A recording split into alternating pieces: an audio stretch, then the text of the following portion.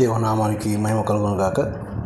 ఆరాధనకై మనము చేరవచ్చి ఉండగా ఆరాధనకు సహాయకరంగా యోహాను సువార్త 19వ అధ్యాయం 30వ వచనాన్ని చదువుకుందాం. యోహాను సువార్త 19వ అధ్యాయం 30వ వచనం. యేసు ఆ చిరక పుచ్చుకొని సమాప్తమైనదని చెప్పి తల వంచి ఆత్మను అప్పగించాను.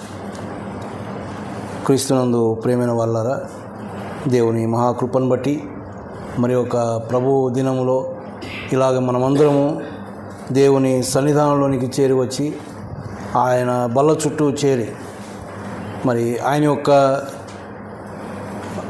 శిలువ మరణాన్ని, ఆయన చేసిన గొప్ప కార్యాన్ని తలపోసుకుంటూ ఆయనను తగిన విధంగా ఆరాధించడానికి దేవుడు మనకిచ్చినటువంటి గొప్ప స్థితిని బట్టి ఆయన ఎంతగానో స్తుతించవలసిన వారమై ఉన్నాం. ఆయన సన్నిధికి చేరి రావడం అనేది అది నిజంగానే దేవుడిచ్చిన గొప్ప భాగ్యం. ఎందుకంటే ఒకప్పుడు ఇలాంటి స్థితి మనకు లేదు అని ఎరిగినటువంటి వారు.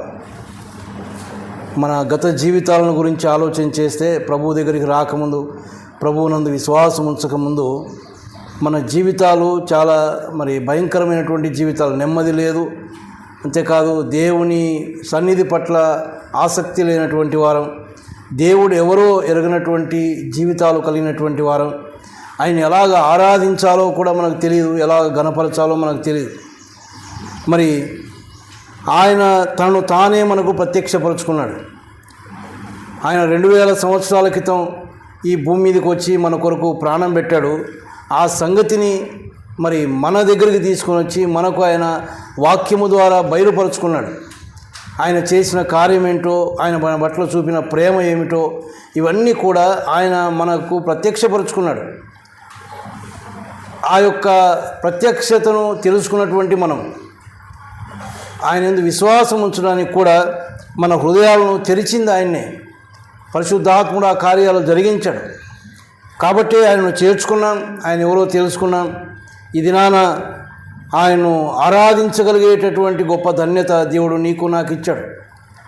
అదే సంగతులు మరి క్లుప్తంగా మనం ఆలోచన చేస్తే, మనం చదువుకున్నటువంటి భాగంలో యేసు ప్రభువు వారు శిలువ మీద పలికినటువంటి మాట సమాప్తమైనది అనే మాట.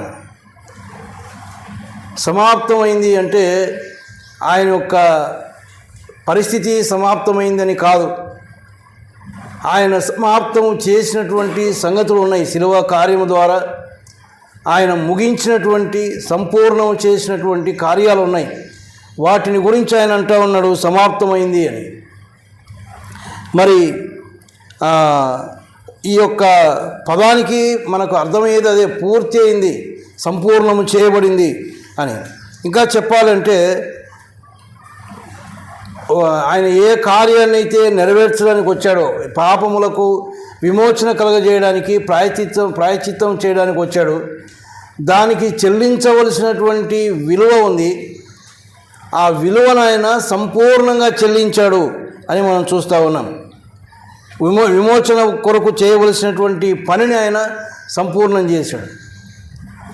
కాబట్టి ఇంకా చెల్లించవలసింది ఏమీ లేదు అని కూడా మనం చూస్తాం. మరి ఇంకా చెప్పాలంటే శిలువలో సమాప్తమైంది అన్నాడు ఆయన. తండ్రికి తల వంచి ఆత్మను అప్పగించుకున్నాడు అంటే ఈ లోకంలో తాను అనుభవించిన బాధలకు కూడా అక్కడ సమాప్తం జరిగిపోయింది. ఇంకా ఏ బాధలు లేకుండా సంపూర్ణంగా మన కొరకు ఆ బాధలన్నీ ఆయన అనుభవించినట్టుగా మనం చూస్తాం. కానీ ప్రాముఖ్యంగా ఒక 2 సంగతులు మనం ఆలోచన చేస్తే, మొట్టమొదటిది పాపానికి చెల్లించవలసినటువంటి విలువ ఏదైతే ఉందో దాన్ని ఆయన చెల్లించి సంపూర్ణం చేశాడు అని మనం చూస్తూ ఉన్నాం. మరి ఆ కాలంలో అయితేనేమి, ఈ కాలంలో అయితేనేమి, ఒక అప్పు పూర్తిగా చెల్లించినప్పుడు మనకు మరి ఒక పత్రం రాసిస్తారు, ఇది పూర్తిగా చెల్లించబడింది అని. ఆ విధంగా ఆయన సంపూర్ణంగా చెల్లించాడు. మనకు ఏ విలువ అయితే చెల్లించాలో ఆ విలువను ఆయన సంపూర్ణంగా చెల్లించినట్టుగా మనం చూస్తూ ఉన్నాం. చూడండి, కొలస్సీలకు రాసిన పత్రికలో ఆ మాట మనం చూస్తాం. కొలస్సీలకు రాసిన పత్రిక 2వ అధ్యాయం 15వ వచనం. 13 నుంచి కలిసి ఉన్నాయి. మధ్య భాగానికి వస్తే, దేవుడు వ్రాతరూపకమైన ఆజ్ఞల వలన మన మీద రుణముగాను మనకు విరోధముగాను ఉండిన పత్రమును మేకులతో సిలువకు కొట్టి దాని మీది చేవ్రాతను తుడిచివేసి మనకు అడ్డము లేకుండా దానిని ఎత్తివేసి మన అపరాధములన్నింటినీ క్షమించి ఆయనతో కూడా మిమ్మల్ని జీవింప చేసెను అని మాట మనం చూస్తాం కదా. మనకు దేవుడు వ్రాతరూపకమైన ఆజ్ఞల వలన మన మీద రుణముగా ఉన్నటువంటిది. అంతేకాదు, మనకు విరోధముగా ఉండినటువంటి పత్రం, ఒక పత్రం ఉంది. ఏం పత్రం అది? మనం చేసిన పాపం.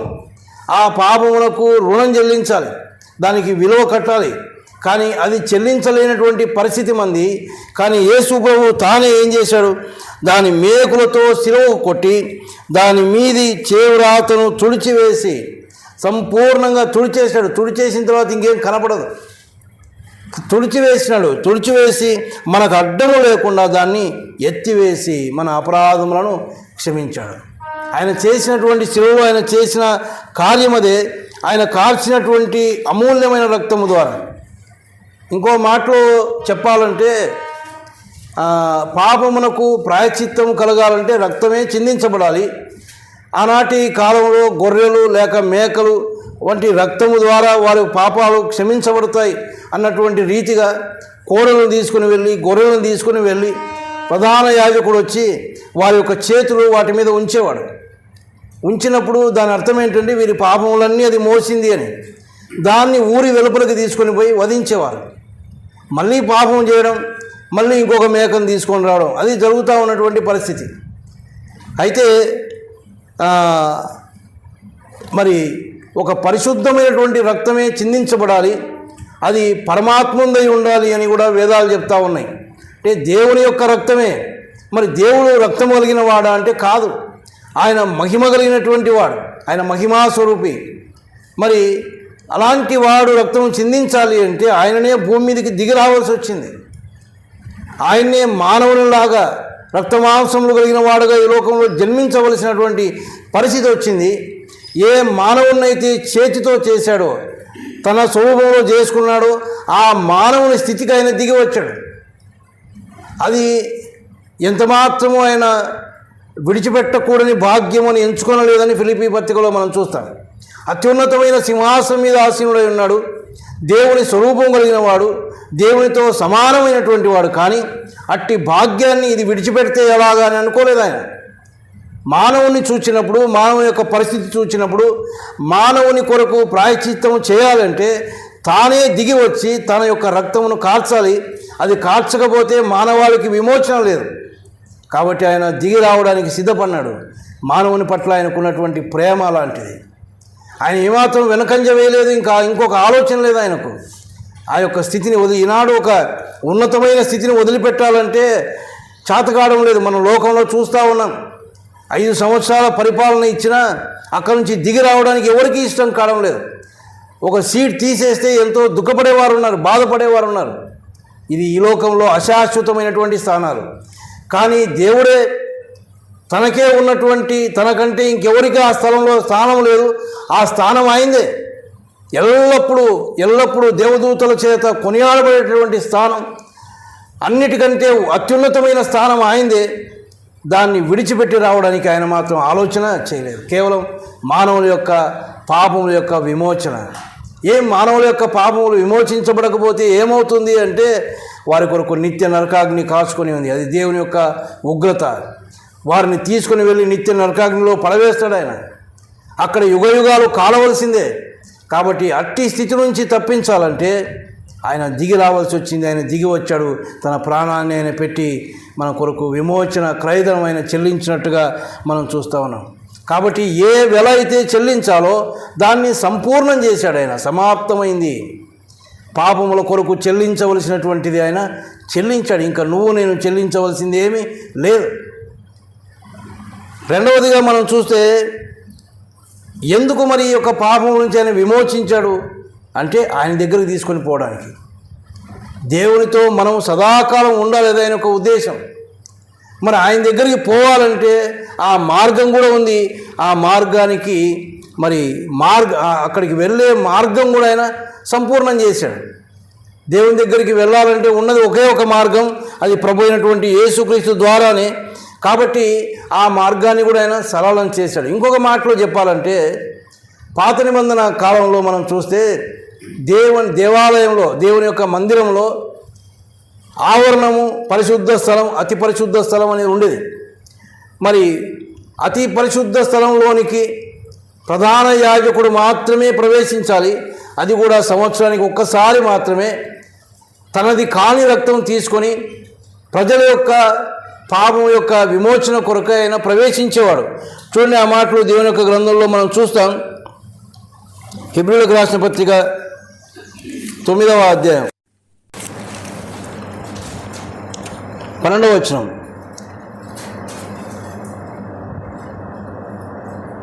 మేకల యొక్కయు కోడల యొక్క రక్తంతో కాక తన స్వరక్తముతో ఒక్కసారి పరిశుద్ధ స్థలంలో ప్రవేశించెను. తర్వాత పైన చూస్తే 7వ వచనంలో సంవత్సరమునకు ఒక్కసారి మాత్రమే ప్రధాన యాజకుడు ఒక్కడే రక్తము చేత పట్టుకొని రెండవ గుడారంలోనికి ప్రవేశించును. ఆ రక్తము తన కొరకును ప్రజల అజ్ఞాన కృతముల కొరకును అతడు అర్పించును.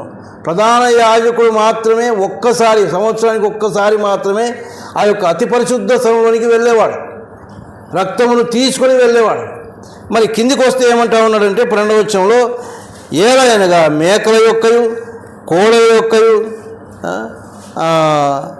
ఎడ్ల యొక్కయు రక్తమును మేకల యొక్కయు కోడల యొక్క రక్తంతో కాక తన స్వరక్తంతో ఒక్కసారి పరిశుద్ధ స్థలంలో ప్రవేశించెను అనే మాట మనం చూస్తూ ఉన్నాం.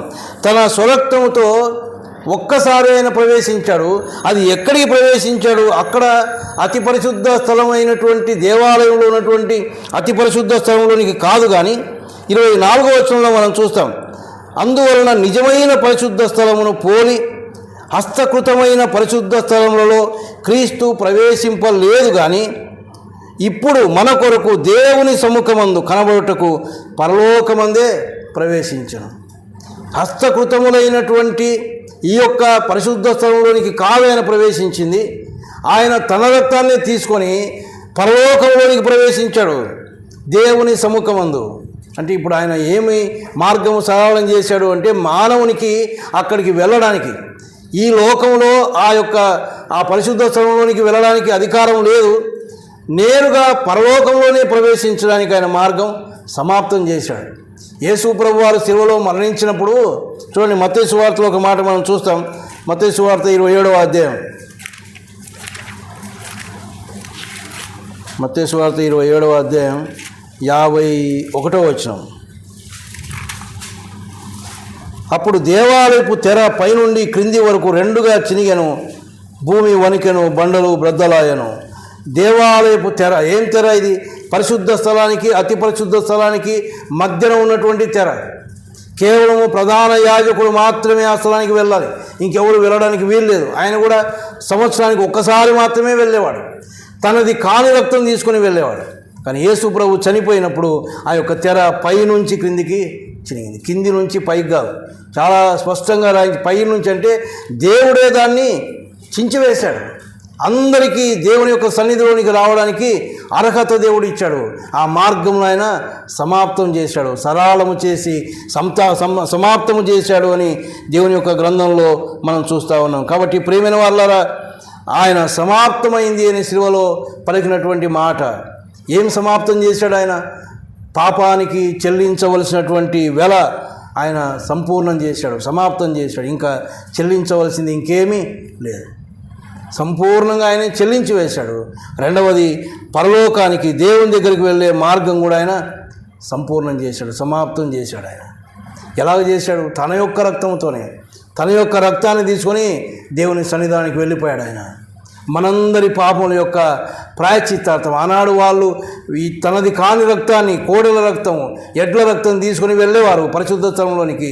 కానీ ఈయన ఒకటేసారి పరలోక రాజ్యంలో ప్రవేశించాడు, మనందరి పాపముల యొక్క ప్రాయశ్చిత్తార్థమై.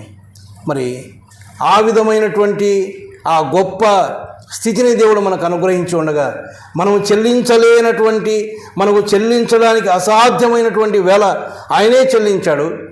దేవుని సన్నిధానంలోనికి వెళ్ళడానికి అర్హత లేనటువంటి మనకు ఆ అర్హతను దేవుడు ఇచ్చాడు.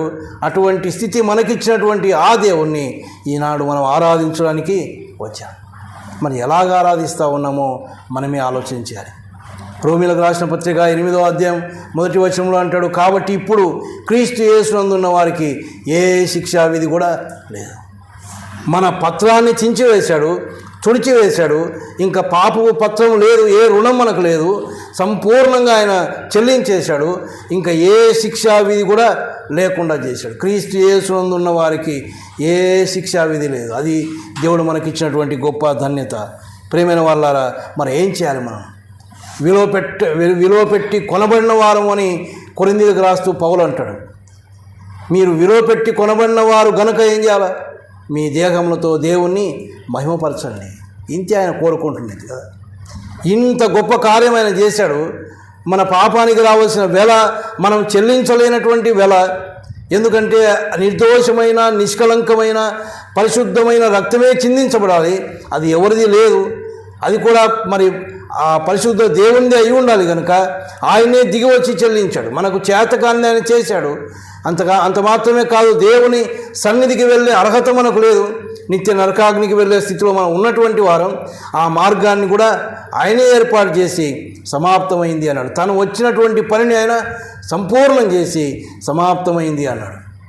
ప్రియమైన వాళ్ళారా, మనం ఇప్పుడు ఏం చేయాలంటే మన దేహములతో దేవుణ్ణి మహిమపరచాలి.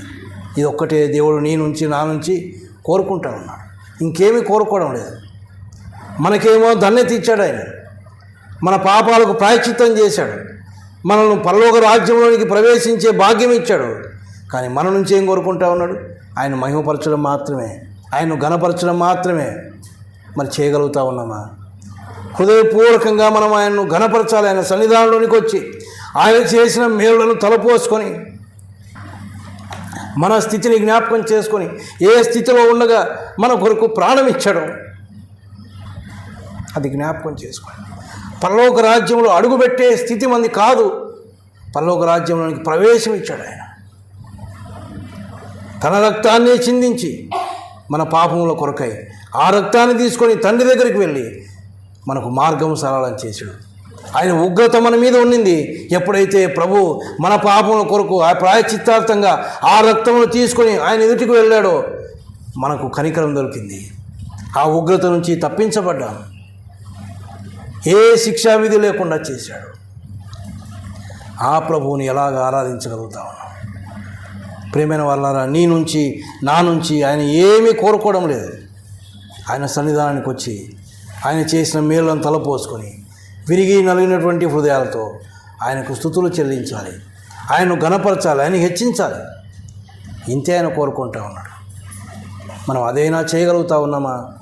ఎప్పుడు చేయగలమంటే ఇదిగో ఇవన్నీ మనం ఆలోచించేయాలి. ఆయన సన్నిధికి వచ్చినప్పుడు శిలువ మీద మనం దృష్టి పెట్టి ఎందుకు ఆ కార్యం చేశాడు ఆయన, ఎందుకు మన కోసం ఆయన అమూల్యమైన రక్తాన్ని కార్చాడు, ఆయన ఏం చేశాడు శిలువలో అని మనం జ్ఞాపకం చేసుకుంటే ఖచ్చితంగా ఆయన పాదాల మీద పడి, ప్రభువా నేను ఒట్టివాడను ఆయన, నేను నిజంగా ఈ స్థితికి యోగ్యులను కాదు ప్రభువా, నీ సన్నిధిలో అడుగుపెట్టే భాగ్యం నాకు లేదు నాయన, అట్టి ధన్యత నాకు లేదు, నేను పనికిమాలిన వాడిని, నేను చచ్చిన వాడిని, కంపు కొడుతున్నటువంటి వాడిని, కేవలము నువ్వు ఆ శిలువలో చేసిన కార్యం వలన నువ్వు సమాప్తం చేసావు, నువ్వు సంపూర్ణం చేసావు, మాకు ఈ స్థితి ఇచ్చినావు, నీకు స్తోత్రం అని చెప్పగలిగితే అంతే చాలు, ఆయన సంతోషపడతాడు. ఆయన కోరింది అదే. కాబట్టి అలాంటి ఆరాధన నువ్వు నేను వ్యక్తిగతంగా సంఘముతో చేరి ఆరాధించగలిగితే ఆ ఆరాధనలపైన ఆ స్తుతులపైన ఆసీనుడై ఆయన ఆగ్రహించి ఆయన మహిమ పొందడం మాత్రమే కాదు, ఆయన సంతోషించేవాడుగా ఉన్నాడు. కాబట్టి అట్టి ఆరాధన చేయడానికి దేవుడు తన కృప అనుగ్రహించునుగాక.